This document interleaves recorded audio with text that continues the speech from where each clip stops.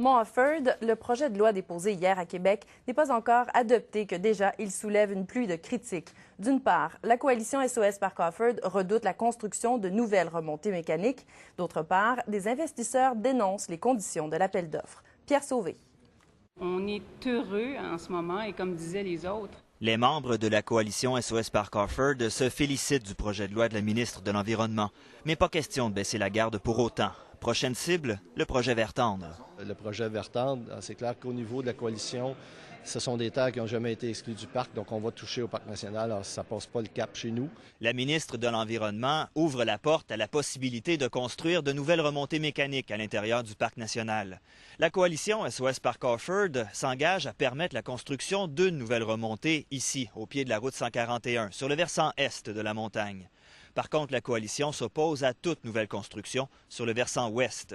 Nous, le compromis que nous avions accepté depuis le début, c'était ce petit lien de 600 mètres vers les territoires d'un promoteur privé. Alors, on traversait le parc sur 600 mètres, mais juste une chaise d'accommodement, pas une grosse chaise comme on a actuellement au Mont-Offord, là, une gondole, mais bien une petite chaise d'accommodement qui avait un impact environnemental minimal. Le président de Vert-Tendre rejette ces arguments du revers de la main. Il poursuit son projet de construction d'un complexe hôtelier isolé, projet relié au sommet de la montagne par un téléphérique, longeant une ligne de transport d'électricité.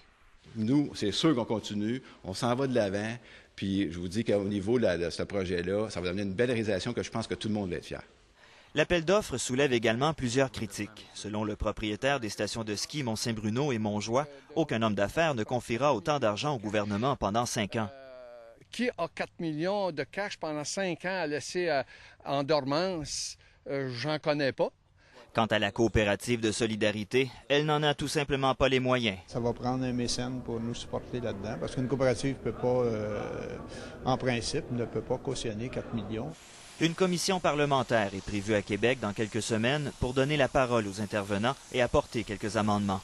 Le projet de loi devrait être adopté au début du mois de juin. Pierre Sauvé, Radio-Canada, Sherbrooke.